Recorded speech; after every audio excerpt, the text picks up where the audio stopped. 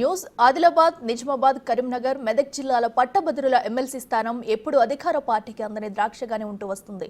గతంలో బీఆర్ఎస్ అధికారంలో ఉన్నప్పుడు కూడా ప్రతిపక్షంగా ఉన్న కాంగ్రెస్ అభ్యర్థి జీవన్ రెడ్డి గెలిచారు. ఇప్పుడు కాంగ్రెస్ అధికారంలో ఉండగా విపక్షంలో ఉన్న బీజేపీ అభ్యర్థి అంజిరెడ్డి గెలిచారు.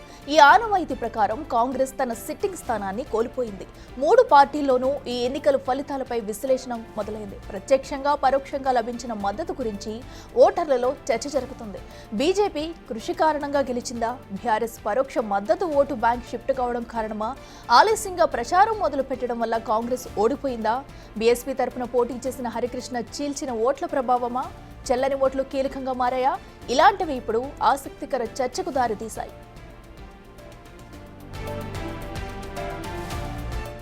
ఈరోజు ఎమ్మెల్సీ గెలవడానికి కారణము అన్న బండి సంజయ్ గారు, అదేవిధంగా రాష్ట్ర అధ్యక్షుడు కిషన్ రెడ్డి గారు, ఎంపీలు, ఎమ్మెల్యేలు అందరూ కలిసికట్టుగా పనిచేసి ఈరోజు నన్ను గెలిపించినందుకు మోదీ గారికి ధన్యవాదాలు. అదేవిధంగా కిషన్ రెడ్డి గారికి, బండి సంజయ్ గారికి, చింతల రామచంద్రరెడ్డి గారికి, మేయర్ గారికి, మరి ఇక్కడ ఉన్న అందరికీ పేరు పేరున ధన్యవాదాలు తెలియజేస్తా ఉన్నాను.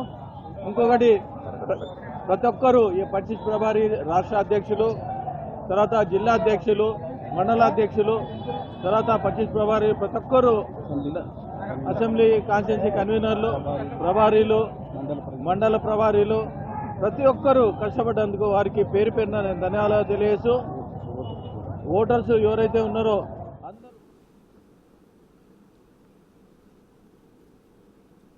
దానికి తోడు కాంగ్రెస్ అభ్యర్థిగా నరేందర్ రెడ్డి పోటీ చేసిన మంత్రులు, ఎమ్మెల్యేల నుంచి తగిన సహకారం అందలేదని, సీఎం రేవంత్ రెడ్డి ప్రచారంలోకి దిగే సమయానికి థర్డ్ ప్లేస్ లో ఆయన ఉన్నారని, ఆ తర్వాత తానే బీజేపీ అభ్యర్థిని ఢీకొట్టేంత స్థాయికి వచ్చారనే టాక్ ఈ 4 ఉమ్మడి జిల్లాల్లో చోటు చేసుకుంది. ఈ ఏడాదిలో ప్రభుత్వం ఇచ్చిన ఉద్యోగాలతో పట్టభద్రుల ఓట్లు పడ్డప్పటికీ టీచర్ల ఓట్లు భిన్నంగా పడ్డాయన్నది స్థానికంగా వినిపిస్తున్నమాట.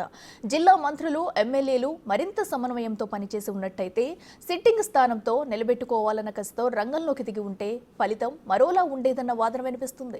దీనికి తోడు అభ్యర్థిని ప్రకటించేంత వరకు ప్రసన్న హరికృష్ణ కాంగ్రెస్ తోనే ఉన్నారని, కానీ టికెట్ రాకపోవడంతో బీఎస్పీలో చేరి ఆ పార్టీ తరపున పోటీ చేశారని, థర్డ్ ప్లేస్ లో నిలిచేంత స్థాయిలో అతడికి పడ్డ ఓట్లు కాంగ్రెస్ ను డ్యామేజ్ చేశాయని, ఆయన్ను గానీ కంట్రోల్ చేసి ఉంటే కాంగ్రెస్ గెలుపు సునాయాసం అయి ఉండేదన్న మాట కూడా వినిపిస్తుంది.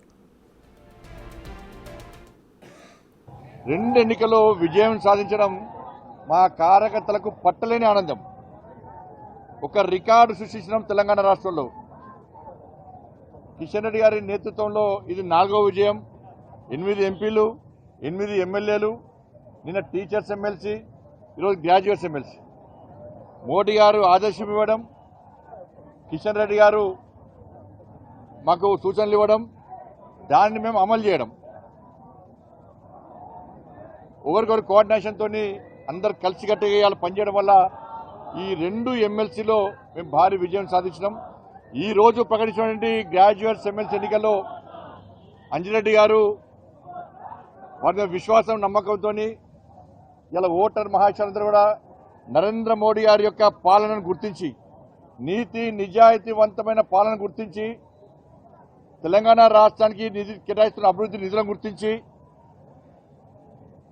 వాళ్ళ భారతీయ జనతా పార్టీ కార్యకర్తలకు పోరాటాన్ని గుర్తించి ఓటర్ మహాశయులందరూ కూడా అంజిరెడ్డి గారికి దాదాపు 5,000 పైగా మెజార్టీ అందించడం, 97,000 పైగా మాకు ఓటర్స్ వేయడం నిజంగా ఇది చాలా అద్భుతం, చాలా సంతోషం. 2 ఎన్నికల్లో విజయం సాధించారు. ఇక ఉత్తర తెలంగాణలో గత అసెంబ్లీ ఎన్నికల్లో ఒక్క ఎమ్మెల్యే స్థానాన్ని కూడా గెలవలేకపోయిన బీజేపీ ఈసారి 7 స్థానాలను గెలుచుకుంది. 7 ఎమ్మెల్యేలతో పాటు 4 ఎంపీ సీట్లు బీజేపీవే కావడంతో ఎమ్మెల్సీ ఎన్నికల్లో ఈ ప్రభావం కనిపించింది. దీనికి తోడు ఆర్ఎస్ఎస్, బీజేపీ కార్యకర్తలు రంగంలోకి దిగి వారాలు తడబడి స్థానికంగా మకం వేశారు. ప్రతి ఓటర్ గ్రాడ్యుయేట్ టీచర్లను కలిసి మోటివేట్ చేశారు. దీంతో ఆ పార్టీ అభ్యర్థి గెలవడానికి దోహదపడిందని అంచనా వేస్తున్నారు. ఎంపీలు, ఎమ్మెల్యేల మధ్య సమన్వయంతో పాటు 2 కేంద్ర మంత్రులు ఇక్కడే మకం వేసి ప్రచారంలో విస్తృతంగా పాల్గొనడం కూడా తమకు కలిసి వచ్చినట్టు చెబుతున్నారు కమలనాథులు.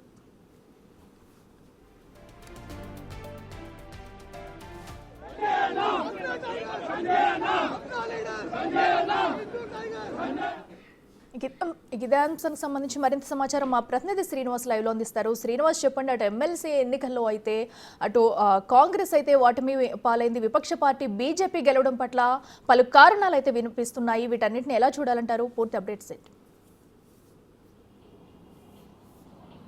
ఎస్ అఖిల, ఉత్తర తెలంగాణ లోపలనే అతి ముఖ్యమైనటువంటి ఎమ్మెల్సీ స్థానాలను రెండింటిని కూడా ఇటు బీజేపీ గెలుచుకోవడంతో అయితే ఇప్పుడు బీజేపీ లోపల ఈ ఎన్నికలు నయా జోషిని నింపాయని చెప్పుకోవచ్చు. ముఖ్యంగా అధికారంలో ఉండి కూడా అధికార పార్టీ 2 ఎమ్మెల్సీ స్థానాలను గెలుపొందడం లోపల ఖచ్చితంగా విఫలమైందని చెప్పుకోవచ్చు. ఇటు కాంగ్రెస్ యొక్క వైఫల్యాలు అంటే కాంగ్రెస్ యొక్క లీడర్లు, కాంగ్రెస్ యొక్క వైఫల్యాలే ఎమ్మెల్సీ 2 ఓడిపోవడం అయితే జరిగిందని చెప్పుకోవచ్చు. ముఖ్యంగా బీజేపీ అనుసరించినటువంటి వ్యూహాలను కాంగ్రెస్ పార్టీ అనుసరించలేకపోయింది. ముఖ్యంగా బీజేపీ ఈ ఎన్నికలను చాలా ప్రతిష్టాత్మకంగా తీసుకున్నటువంటి నేపథ్యం లోపల మొదటి నుంచి కూడా సరైనటువంటి ప్రణాళికలు, పకడ్బందీ వ్యూహాలతో ముందుకు వెళ్ళడం లోపల ఇప్పుడు ఈ ఎన్నికలు విజయం సాధించడం లోపల అయితే ఆ వ్యూహాలు సక్సెస్ అయ్యాయని చెప్పుకోవచ్చు. ముఖ్యంగా ఇటు కేంద్ర మంత్రిగా ఉన్నటువంటి బండి సంజయ్, ఇటు మరో కేంద్ర మంత్రిగా రాష్ట్ర అధ్యక్షుడిగా ఉన్నటువంటి కిషన్ రెడ్డి ప్రతిరోజు కూడా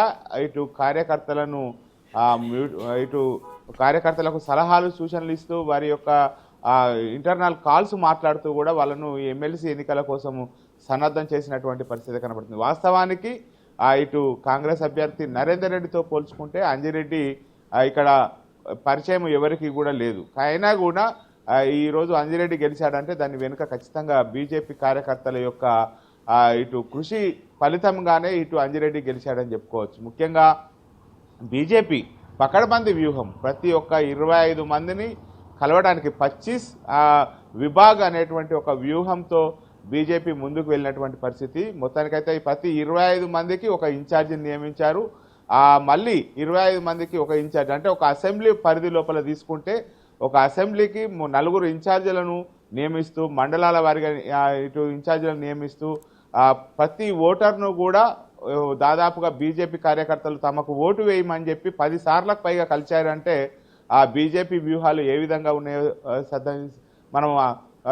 మనము అర్థం చేసుకోవచ్చు. ఎందుకంటే ఇదే వ్యూహాన్ని కాంగ్రెస్ అమలు చేయడం లోపల మాత్రం ఫెయిల్ అయిందని చెప్పుకోవచ్చు. కాంగ్రెస్ పార్టీకి ఇటు ఉమ్మడి కరీంనగర్ జిల్లా వ్యాప్తంగా, అదేవిధంగా ఉత్తర తెలంగాణ లోపల అత్యధికంగా ఎమ్మెల్యేలు ఉన్నా కానీ ఇటు కార్యకర్తలను, వారిని పట్టభద్రులను, అదేవిధంగా ఉపాధ్యాయుల ఓటర్లను రాబట్టుకోవడం లోపల మాత్రం కాంగ్రెస్ పార్టీ ఖచ్చితంగా ఇటు విఫలమైంది. కాంగ్రెస్ ఎమ్మెల్యేలు, కాంగ్రెస్ కార్యకర్తలు విఫలమయ్యారు. ఒకవైపు బీజేపీ 2 ఎమ్మెల్సీ స్థానాలను గెలిచి జోష్లో ఉంటే మాత్రం కాంగ్రెస్ పార్టీ అధికారంలో ఉండి కూడా నైరాశ్యం లోపల కొట్టుమిట్టాడుతున్నటువంటి పరిస్థితి కనుక అసలు నిజంగా కాంగ్రెస్ పార్టీ అధికారంలో ఉందా లేదా అనేటువంటిది ఈ ఎమ్మెల్సీ ఎన్నికల ద్వారా అయితే వారికి వారే అంతర్మదనం చేసుకున్నటువంటి పరిస్థితి కనబడుతుంది. ఎందుకంటే మొదటి నుంచి కూడా ఇటు కాంగ్రెస్ పార్టీ ఆల్ఫోర్స్ నరేందర్ రెడ్డికి ప్రకటించిన తర్వాత నరేందర్ రెడ్డికి చాలామంది ఎమ్మెల్యేలు కూడా సపోర్ట్ చేయలేకపోయారు. తర్వాత కింది స్థాయి నాయకులు కూడా ఇటు కార్యకర్తలు కూడా ఇటు నరేందర్ రెడ్డికి సపోర్ట్ చేయకపోవడంతో నరేందర్ రెడ్డి దాదాపుగా అయితే ఇటు ఆయన వాళ్ళ కాలేజీ యొక్క సభ్యులతోనే ఒంటరి పోరాటం చేసుకోవడం చెప్పుకోవచ్చు. అదేవిధంగా ఈ విధంగా ఉంటే బీజేపీ మాత్రం ఖచ్చితంగా ఒక పకడ్బందీ వ్యూహాలు, పదునెక్కినటువంటి కసరత్తులు చేస్తూ రోజు రోజుకు కూడా అంజిరెడ్డిని సక్సెస్ సాధించడం లోపల అయితే బీజేపీ సక్సెస్ అయ్యాయి. ముఖ్యంగా ఇక్కడ చెప్పుకోవాల్సింది కరీంనగర్ కేంద్రంగా బండి సంజయ్ వారం రోజుల నుంచే ఇక్కడ కరీంనగర్ లోపల మాకం వేసి ప్రతిరోజు నిత్యం కూడా ప్రతి గ్రామ స్థాయి కార్యకర్తల నుంచి ఇటు జిల్లా స్థాయి కార్యకర్తల వరకు కూడా ప్రతిరోజు లోపల ఫోన్ మాట్లాడుతూ 25 విభాగాలను అలర్ట్ చేయడం జరిగింది. 25 విభాగాలు ఈరోజు ఎవరెవరిని కలిశారు ఏమిటి అనేటువంటి కోణం లోపల ప్రతి ఒక్కరిని కూడా అలర్ట్ చేసినటువంటి పరిస్థితి. కానీ ఇదే విషయానికి వస్తే మాత్రం కాంగ్రెస్ పార్టీ ఏదో పోటీ చేస్తున్నామా లేదా అనే విధంగానే కాంగ్రెస్ పార్టీ వ్యవహరించిందని చెప్పుకోవచ్చు. మొత్తం ఆ గెలుపు బాధ్యతను నరేందర్ రెడ్డి తన భుజస్కంధాలపైన వేసుకున్నారు. అతనికి సరైనటువంటి క్యాడరు సహకరించలేదని చెప్పుకోవచ్చు. ముఖ్యంగా ఇక్కడ కాంగ్రెస్ కు టికెట్ ఆశించినటువంటి హరికృష్ణకు కాంగ్రెస్ లోపల ఉన్నటువంటి చాలా మంది క్యాడర్ కూడా హరికృష్ణకే సపోర్ట్ చేశారు.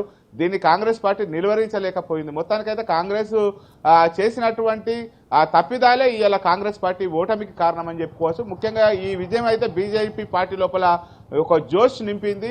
మరొక స్థానిక సంస్థల సమరం ముంగట అయితే ఇది ఖచ్చితంగా ఒక ఉత్సాహాన్ని నింపిందని చెప్పుకోవచ్చు అఖిల మనం. Right Srinivas, thank you.